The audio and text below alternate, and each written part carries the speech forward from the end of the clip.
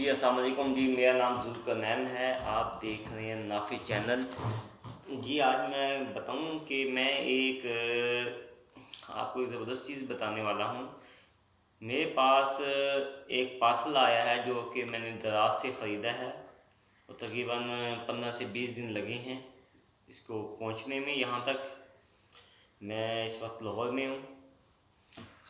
और सर ये मैंने ली क्या चीज़ है, ये ली है टैकोमीटर एंड और मीटर,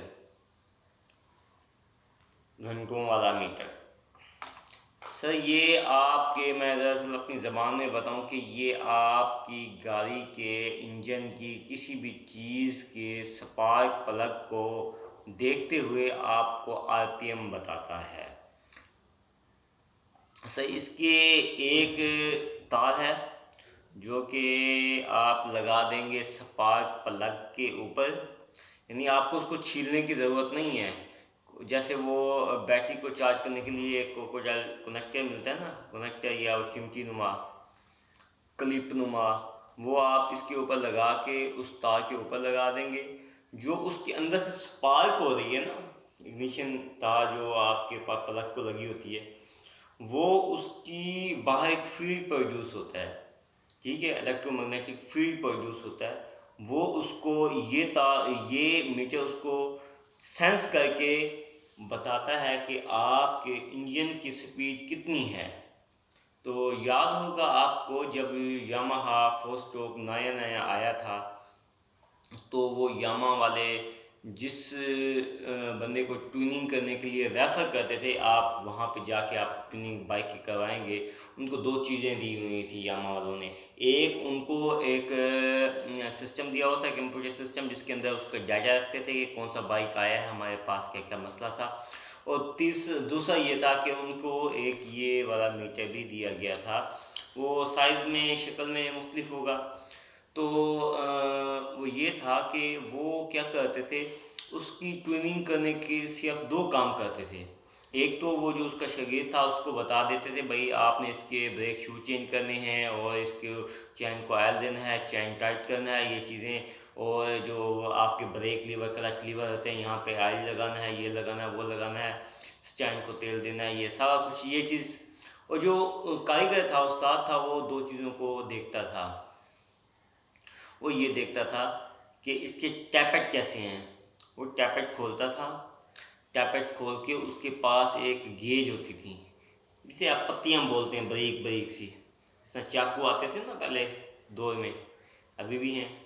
तो उसके अंदर से बारीक पत्ती है, वो मिली माइक्रो में होती हैं। वो गेज के अंदर जो टैपेट होती हैं, टाइट होते हैं, स्प्रिंग होता है ना, जहर है, उसे टाइट करते हैं और देखते हैं कितना है, उसे लूज़ कितना रखना है। वो भी एक एक्सपीरियंस बंदे क्या को वो गेज यूज़ करनी आती है। और क्योंकि उन्हें पता भी चल जाता है भाई अब गेज सही है कि नहीं है, और कौन सी गेज डालनी है और कितना टाइट होना चाहिए, ठीक है। और नंबर जो दो वो देखते थे, वो देखते थे उसके उसकी उसका पेट्रोल कितना खोलना है, उसकी रेस कितनी बढ़ानी है, वो इस चीज़ से चेक किया करते थे। लेकिन भाईजान आज के दौर में क्या होता है, आपने न्यू बाइक, आप जाएं शोरूम से न्यू बाइक जाके कारीगर के अंदर खरीद कर दें, ठीक है। जो अनाड़ी कारीगर आजकल ज़्यादातर पाए जाते हैं हमारे मुल्क में ना, अच्छे भी हैं, ज़्यादा उनके पास टाइम भी बहुत कम होता है और पैसे भी वो अच्छे चार्ज करते हैं, और हमारे पास टाइम नहीं होता, हम जाते हैं जल्दी ट्यूनिंग करने। आप लेके जाए ना, बाइक को स्टार्ट करने से पहले आप बाइक को बंद कर दें, बाइक को ना बंद करके जाके ना वहाँ पे खड़ी कर दें। तो भाई ट्यूनिंग करनी है, उसने दो काम करने हैं। सबसे पहले छोटे को बुलाना है, छोटे जा ये चीज़ें लेके आ सारा। और फिर सबसे पहले आपसे पूछेगा इसका ऑयल चेंज करना है। भाई क्यों पूछते हैं, उसे पता है भाई ऑयल को मैंने बेचना है। अगर वो ना भी बताए, कभी कभी ये कहते हैं कि वो ऑयल पहले चेंज कर देते हैं, उसको बताने से भी पहले भाई आप तो चेंज कर दिया भाई, भाई न्यू बाइक है भाई, पहले से 100 किलोमीटर के बाद भाई चेंज किया करो, ये है वो है, अंदर से वो जंग होता है, ये होता है, वो होता है, कचरा होता है। ये कह के ना वो चलो ऑयल चेंज हो गया। उसके बाद सबसे पहले उसने ना बाइक को स्टार्ट की, ना कुछ किया, उसका कार्बोरेटर की ऐसी की तैसी की खोल दिया कार्बोरेटर, चल भाई भाई ये खुलता है, इसकी सेटिंग होती है, ये होती है, उसको पता भी नहीं है यार सेटिंग क्या होती है। यामा वालों ने कहा था इसके कार्बोरेटर को कभी भी नहीं खोलना, ये मीटर है इससे करें। और मैं खुद वहाँ से ट्यूनिंग करवाता था सर, ऐसा हल्का मोटरसाइकिल हो जाता था, कमाल का हो जाता, मैं हैरान होता था कि इसके अंदर जादू क्या है। सर ये वही कमाल की चीज़ है, आपका मिक्सचर जो होता है ना एयर का, उसका वो इससे सही करते थे वो यामा वाले, ठीक है। और उसके अंदर बहुत फीचर थे, उसके अंदर कचरा वगैरह आता ही नहीं था, इसलिए हिदायत की गई थी कि यामा वालों की इसका कार्बोरेटर के अंदर जब कोई मसला ना आए आपने नहीं खोलना। और मैंने बड़ी दफ़ा खोला था, मुझे याद है मेरा एक मोटरसाइकिल था, वाकई मुझसे सेटिंग नहीं हो सकी, उसके पास गया था जिसके पास ये मीटर था, उसने सेटिंग कर दी थी, वाकई कमाल की। एक दफ़ा तो ऐसा हुआ था, मेरा बाइक इस्लामाबाद था, मैं उससे जगह जगह से खुलवा करवा करवा के नहीं हुआ था, मैं कार्बोरेटर खोल के आया था बहावलपुर में मैंने कारीगर को दिया था। एक और बाइक मेरे पास घर खड़ा था यामा, उसके ऊपर लगा के उसने सेटिंग करके उसके बाद फिर मुझे भेजा था, मैंने आके सेटिंग की थी, वो मेरी जान छूटी थी, वरना मिसिंग करता था भाई। ये प्रॉब्लम भी यही होता था उसके साथ। अच्छा, और दूसरा, ये दो काम करते थे कारीगर, सबसे पहले कार्बोरेटर खोल देते हैं आपका, ऑयल चेंज कर देते हैं आपका, उसके बाद रेस को आंखें बंद करके देखते रहते हैं कहाँ टाइट है, हाँ यहाँ पे रेस कम हो रही है, यहाँ ज़्यादा होता है, फिर पेट्रोल को कम हो रही है, भाई दो चूड़ियाँ खोलनी है, फुल कस दिया, दो चूड़ियाँ खोल दी, चल बस ठीक हो गई। भाई नहीं, मैं ये कहता हूँ कि आप ये ऐसे वाला मीटर लें, आप इसको कीमत, मैं आपको इसकी कीमत बताता हूँ, ये दराज से 15 से 20 दिन में पहुँच जाता है। ये सर 1050 रुपये का मीटर था ये, और 200-250 रुपये इसका मेरे ख्याल है वो डिलीवरी का लगा है।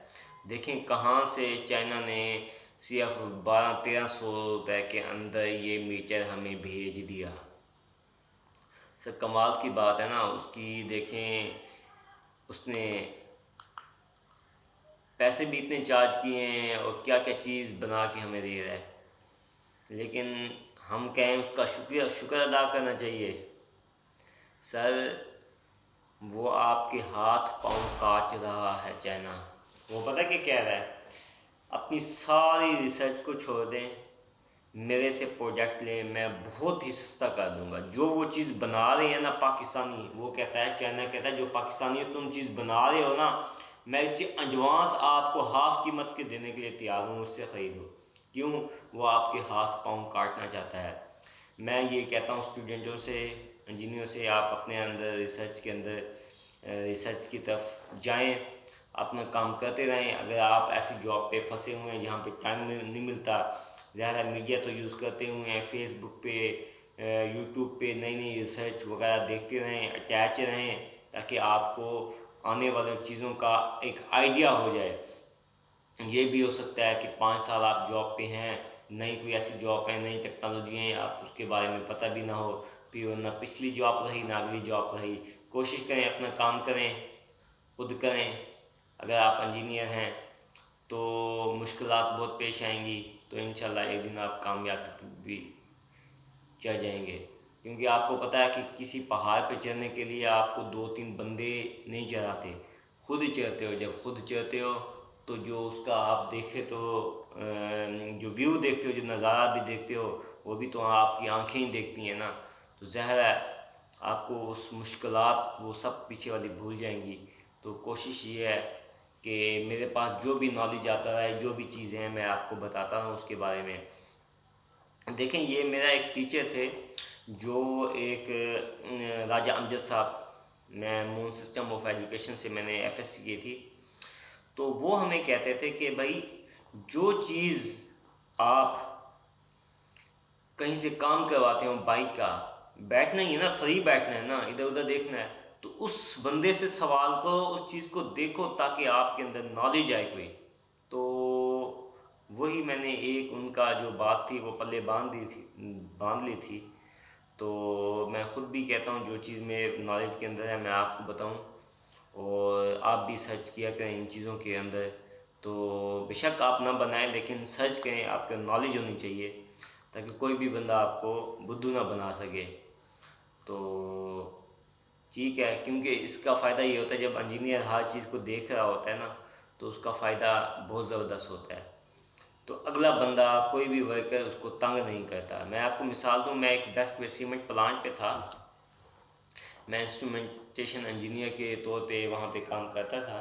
तो जब मैं गया तो एक लड़के ने एक पैनल लगाना था, मुझे कहा कि इनसे पैनल लगाओ। मुझे कहता है कि सर वो कितनी हाइट पे लगाना है। मैंने वो उसके ऊपर देखा, मैंने कहा 1 मीटर और 100 milliampere, sorry 1 metre 1100 millimetre, 1100 mm, ठीक है। 1100 mm पे लगाना था। आपको पता है कि 1000 जो होता है वो 1 मीटर होता है, और ऊपर से 100 और ऐड किया था अब 100 mm का 1100 mm था। अब मुझे कहता सर ये 11, अब उसको पता था साल लड़के का। अब मुझे पूछा सर ये 1100 mm कहाँ होगा? यहाँ पे होगा। गलत जगह पे रख के ना मीटर टेप को, सर यहाँ होगा, यहाँ पे लगा दूँ। अब वो मेरा एक टेस्ट ले रहा था। जब मैंने उसे बताया ना, भाई 1000 का मतलब होता है, ये जो 1000 आपने लिखा हुआ है ना, ये 1000 mm, इसका मतलब होता है 1 मीटर। फिर इसका मतलब है 100। अगर तू 1 मीटर और फिर 100 कर ले तो सही है, यहाँ से जाके 1100 कर ले, ठीक है। जब मैंने उसको ये बताया ना, फिर उसने पूरे 3-4 महीने मुझसे कोई भी सवाल नहीं पूछा। उसे पता है कि इसको पता है अगर मैं ना कहूँगा तो मेरी अब बेइज्जती होनी है, कि वो ये कहेगा तुझे कितना अर्सा हो गया काम करने का, तुझे ये भी पता नहीं है। जब आपको किसी चीज़ का नॉलेज नहीं हो ना इंजीनियर, तो जो छोटे जो वर्कर होते हैं वो आपको बुद्धू बनाते हैं। फिर आखिर में जब आप जा रहे होते हैं ना, वो अपने कमरों में जाके ना वो कहते हैं आज मैंने सर को ये किया, ये किया, वो किया। वो अपनी मर्जी से काम करते हैं, आपको फंसा देंगे। सर जी ये केबल इस तरह नहीं लगेगी, पहले ये लगेगी फिर वो लगेगी, क्योंकि आपको इसकी नॉलेज नहीं है। जब आपको नॉलेज होगा, उसे जब एक दफ़ा बुलाओगे ना, इधर आओ मैं तुम्हें करके दिखाता हूँ, ये केबल यूँ नहीं लगेगी, यूँ लगेगी, उसके बाद ये लगेगी, तो उसको पता चल जाएगा। इसको पता है, इसको मैं बुद्धू नहीं बना सकता, बाकी सबको बना सकता हूँ। तो आपसे कभी तंग नहीं करेगा। आप कहेंगे ना ये काम जो 1 दिन का काम है, ये 2 दिन का काम है, ये आपने 1 दिन में करना है। जब आपने उसे कह दिया ना, वो करेगा। उसको पता है कि किसी और को ये कह के ये काम करवा लेगा और मेरी बेइज्जती करेगा, और मेरी बेइज्जती है और मैं उसके सामने अच्छा नहीं बनूंगा, तो इसका मतलब है मुझे इंजीनियर कोई भाव नहीं देगा, यानी कोई वैल्यू नहीं देगा। इस वजह से वो आपके कहने से डबल काम करेगा। तो ये कुछ फ़न होते हैं सर, ये आपको करने चाहिए। और इसकी जो टेस्टिंग वगैरह करनी है कि बाइक के अंदर मैं जाके करूँगा इंशाल्लाह, तो उसकी एक वीडियो बनाऊँगा वो कैसे बनती है। ठीक है जी, ओके, अल्लाह हाफिज़।